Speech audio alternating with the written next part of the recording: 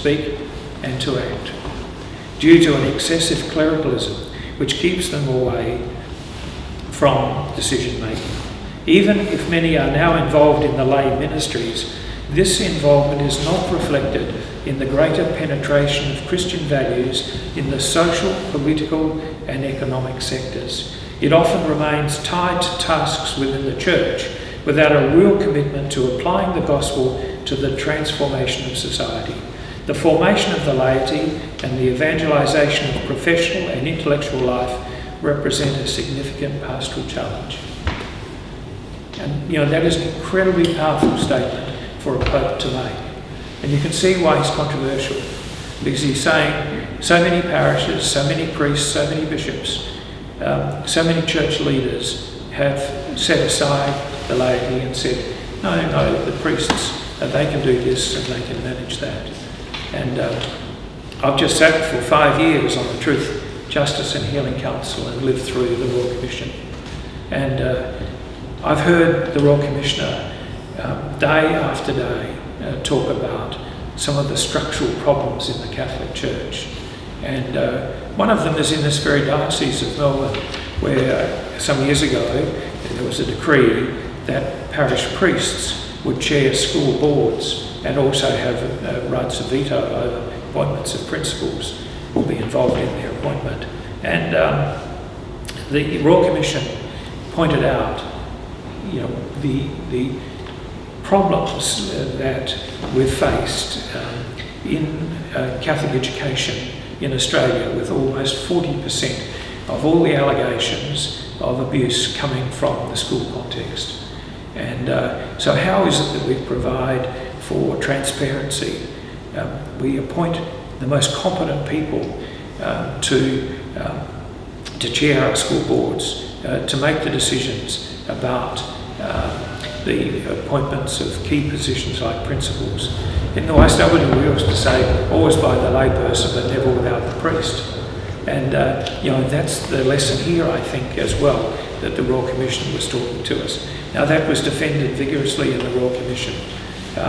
The problems we now have in my state, where the Parliament has legislated for, if you like, direct intervention in the sacrament of reconciliation.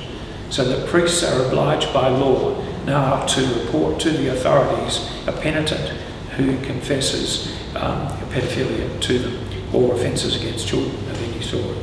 And so that's mandatory reporting.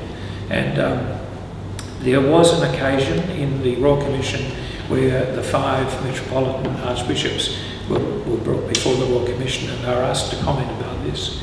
And the Royal Commissioner said to them, they presented really 5 different views of how to manage this, and which was really distressing for a person to sit and listen to this. Good men, devout in their faith, and having hold these strong views, but putting that to a Royal Commission, the Royal Commissioner said, well, how do we go about this? One of those bishops said we should go to Rome and we should ask Rome for guidance. The Royal Commissioner said, how long would that take? And the bishop said, well, it'll take many months. But he said, this is February, we're not going to report until the end of the year. Could you come back with me? And we can put this into our report. Nothing came back to the Royal Commission, and so we copped a recommendation that the state should intervene. And we are now in a mess. We are in a real mess of how to sort out, how to respond to this. This is the state telling the church how to administer a sacrament of the church.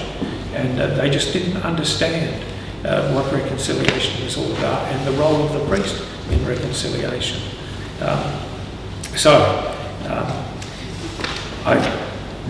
That's the, if you like, the judge section of what I'm about to say, and now the action. And so today you're going to make a decision, a small group, but a dedicated group of very, very experienced people in the life of the laity of the church, who are going to make a decision about forming an institute.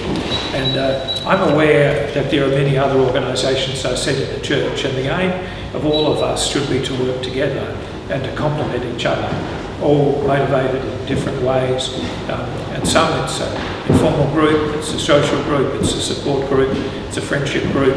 For others it's, for example, holdings, it's administrating a trust. And for Kevin, your group have done fantastic work at linking around Australia. The group I know, Western Australia, there's a group in Queensland that are interested, there's rural groups, certainly the O'Sullivan Institute in South Australia and so on. How do we keep all those groups working together? And here is a group that might well be able to, while we are still able to, is to contribute to some research, some further study, trying to influence the ACU and teacher training, nurse training, those other institutions into an understanding as a Catholic institution of Catholic social teaching, the great encyclicals, the teachings of the Church on the issues of daily life, and these great documents that the Pope is putting out that just are inspirational, give us some guidance, some structure, but give us hope as well into the future. So I just wanted to conclude by saying that I wish you well in this venture, but in all the other things you do and what you do in your daily life, which is so important. And to pray for our church at this time. I chair the National Catholic Education Commission, and it's a massive organisation. We have 91,000 staff in the organisation in Australia. Our budget has just tipped over $11 billion.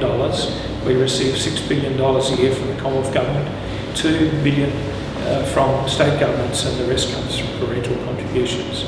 And there are 760,000 children in our schools around Australia, and 1,730 schools. And we are, just like the rest of the issues in the Church, we're under threat. The Commonwealth Government want to take away $2 billion of our funding over the next 10 years, which means we'll close about 250 to 300 schools.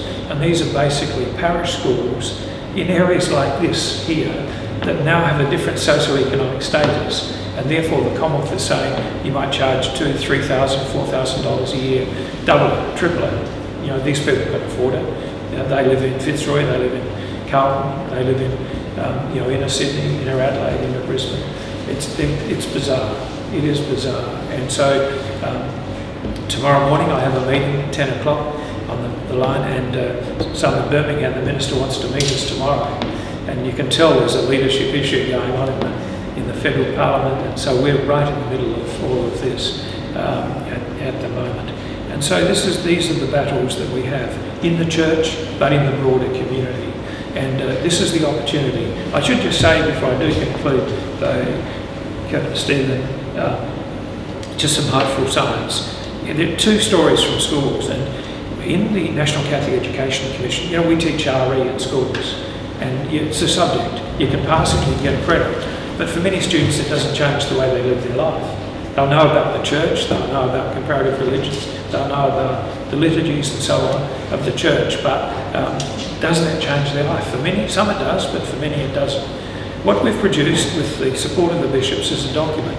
I'm sorry I didn't have a copy here today for you, but it's called Formation for Mission, and it's about supporting our teachers and their formation, and hopefully they will become the formators, because the great challenge for us in formation of the laity is having a chaplain. We don't have the chaplains, we don't have the religious that were there 40, 50, 60 years ago.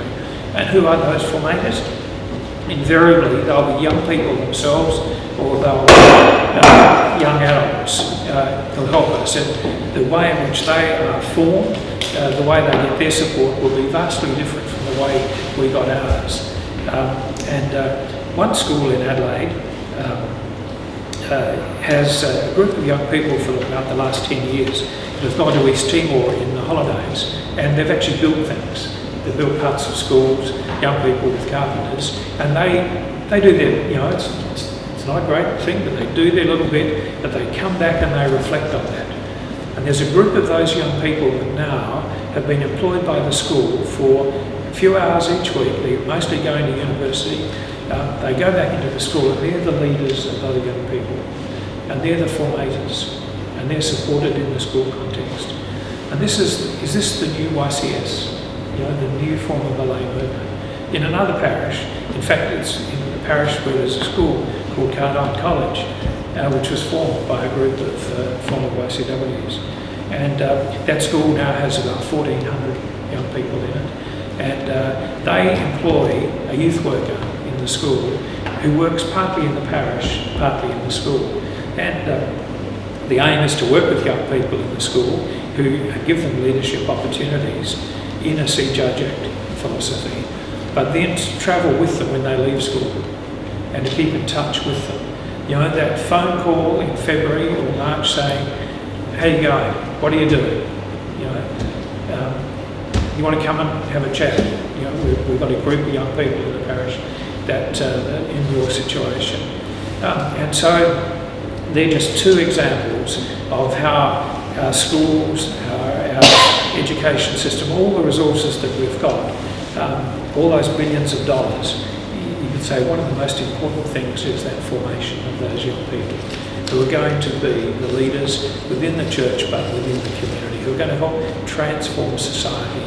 And so my hope is that this institute and all the other bodies that still live out the great Cardijn dream will be able to fire enthusiasm to rekindle the formation of laity so that they can assume their rightful role in the church and in society and bring back those values that will create the sort of society that we want and that our training over the years has shown us that is possible. It is possible. Thank you. Okay. Thank you.